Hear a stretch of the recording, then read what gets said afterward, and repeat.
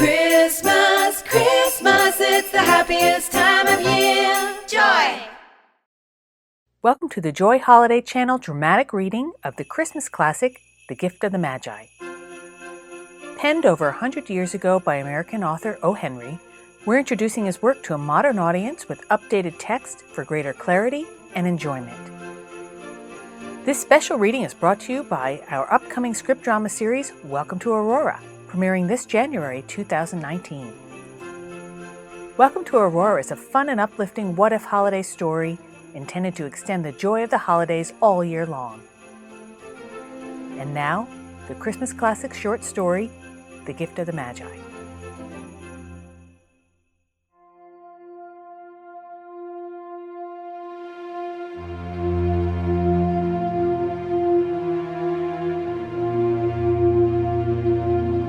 The Gift of the Magi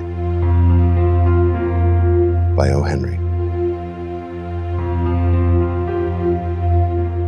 $1.87. That was all. And 60 cents of it was in pennies.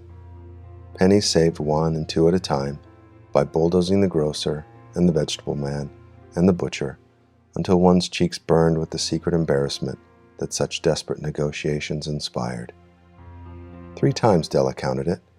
$1.87, and the next day would be Christmas. There was clearly nothing to do but flop down on the shabby little couch and howl, so Della did it.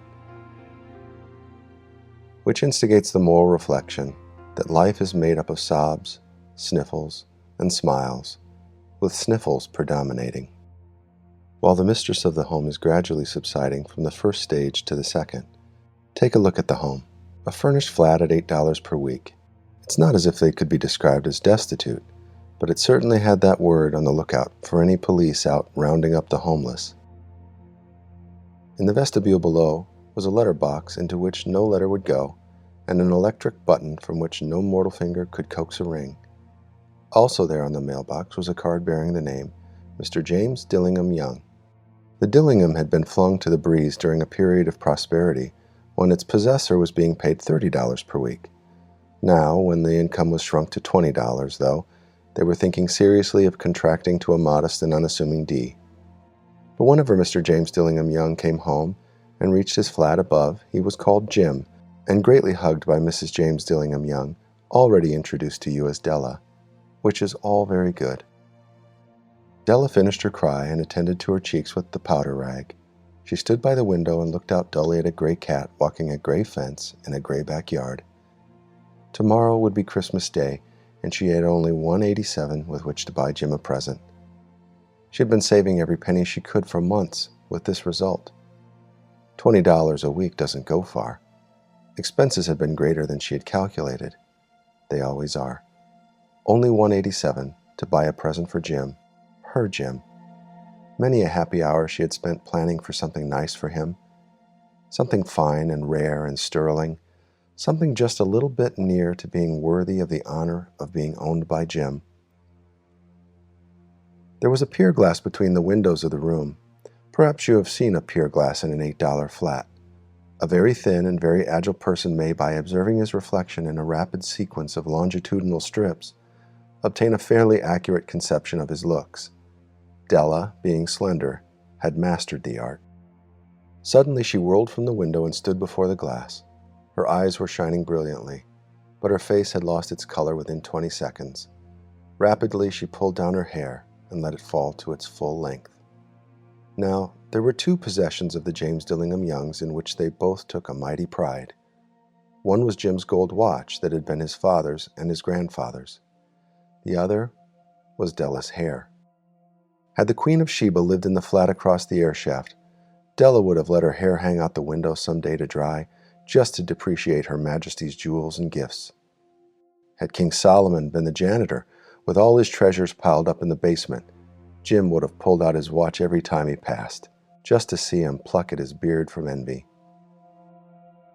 So now Della's beautiful hair fell about her, rippling and shining like a cascade of brown waters. It reached below her knee and made itself almost a garment for her, and then she did it up again nervously and quickly. Once she faltered for a minute, and stood still while a tear or two splashed on the worn red carpet. On went her old brown jacket. On went her old brown hat. With a whirl of skirts and with the brilliant sparkle still in her eyes, she fluttered out the door and down the stairs to the street.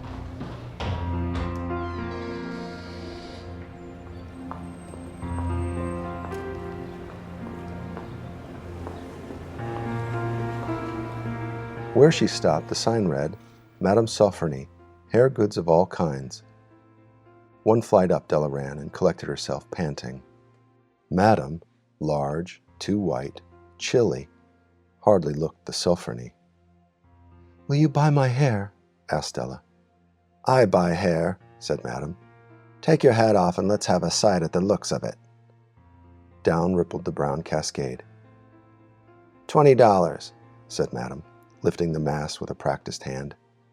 "Give it to me quick," said Della. Oh, and the next 2 hours tripped by on rosy wings. Nah, forget the hashed metaphor. She was ransacking the stores for Jim's present. She found it at last. It surely had been made for Jim and no one else. There was no other like it in any of the stores, and she had turned all of them inside out. It was a platinum fob chain, simple and chaste in design, properly proclaiming its value by substance alone and not by gaudy ornamentation, as all good things should do. It was even worthy of the watch. As soon as she saw it, she knew that it must be Jim's. It was like him, quietness and value. The description applied to both. $21 they took from her for it, and she hurried home with the 87 cents. With that chain on his watch, Jim might be properly anxious about the time in any company. Grand as the watch was, he sometimes looked at it on the sly, on account of the old leather strap that he used in place of a chain. When Della reached home, her intoxication gave way a little to prudence and reason.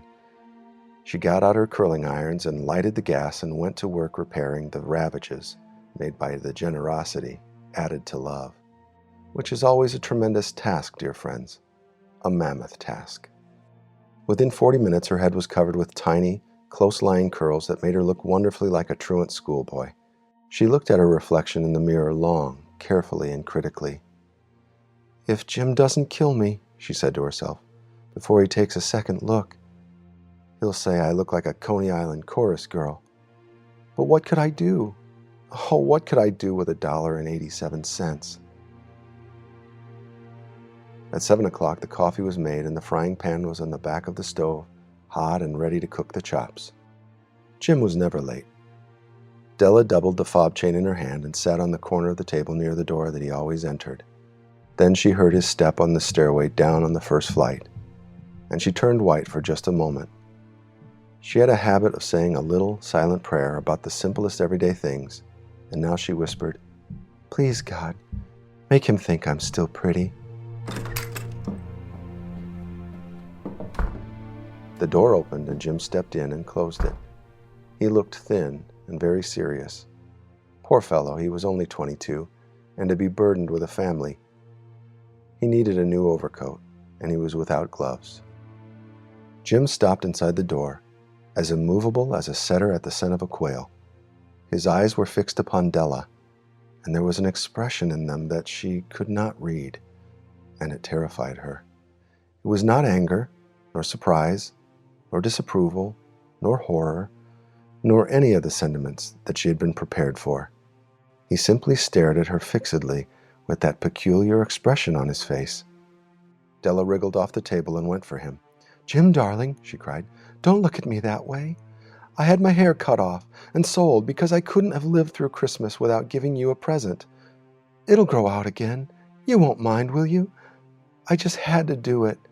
My hair grows awfully fast. Say Merry Christmas, Jim, and let's be happy. You don't know what a beautiful, nice gift I've got for you."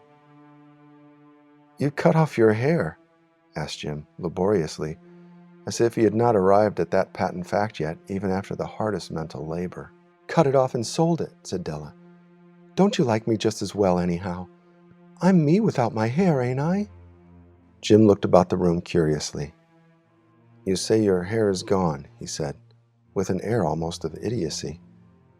"You needn't look for it," said Della. "It's sold, I tell you, sold and gone, too. It's Christmas Eve, boy. Be good to me, for it went for you. Maybe the hairs of my head were numbered," she went on with sudden serious sweetness. "But nobody could ever count my love for you. Shall I put on the chops, Jim?" Out of his trance, Jim seemed quickly to wake. He enfolded his Della. "For 10 seconds, let us regard with discreet scrutiny some inconsequential object in the other direction. $8 a week or $1 million a year, what is the difference? A mathematician or a wit would give you the wrong answer. The Magi brought valuable gifts, but that was not among them. This dark assertion will be illuminated later on." Jim drew a package from his overcoat pocket and threw it on the table. "Don't make any mistake, Del," he said. "I don't think there's anything in the way of a haircut or a shave or a shampoo that could make me like my girl any less. But if you'll unwrap that package, you may see why you had me going a while at first." White fingers and nimble tore at the string and paper, and then an ecstatic scream of joy, and then, alas, a quick feminine change to hysterical tears and wails, necessitating the immediate employment of all the comforting powers of the Lord of the Flat. For there lay the combs, the set of combs, side and back, that Della had worshipped long in a Broadway window. Beautiful combs, pure tortoiseshell with jeweled rims, just the shade to wear in the beautiful vanished hair. They were expensive combs, she knew, and her heart had simply craved and yearned over them without the least hope of possession. And now they were hers. But the tresses that should have adorned the coveted adornments were gone. But she hugged them to her bosom, and at length she was able to look up with dim eyes and smile and say, "My hair grows so fast, Jim." And then Della leaped up like a little singed cat and cried, "Oh, oh!" Jim had not yet seen his beautiful present. She held it out to him eagerly upon her open palm. The dull, precious metal seemed to flash with a reflection of her bright and ardent spirit.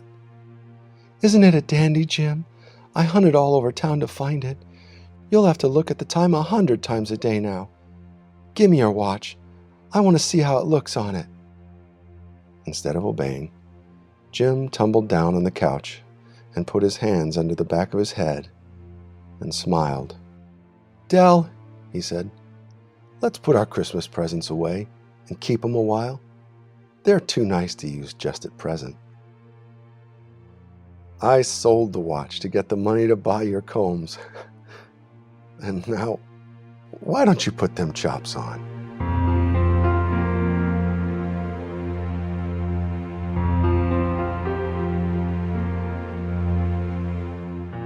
The Magi, as you know, were wise men, wonderfully wise men, who brought gifts to the babe in the manger. They invented the art of giving Christmas presents. Being wise, their gifts were no doubt wise ones, possibly bearing the privilege of exchange in case of duplication.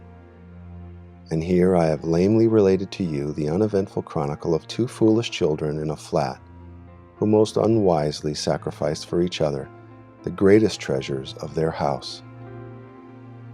But in a last word to the wise, of these days let it be said that of all who give gifts, these 2 were the wisest. Of all who give and receive gifts, such as they are wisest. Everywhere, they are wisest. They are the Magi.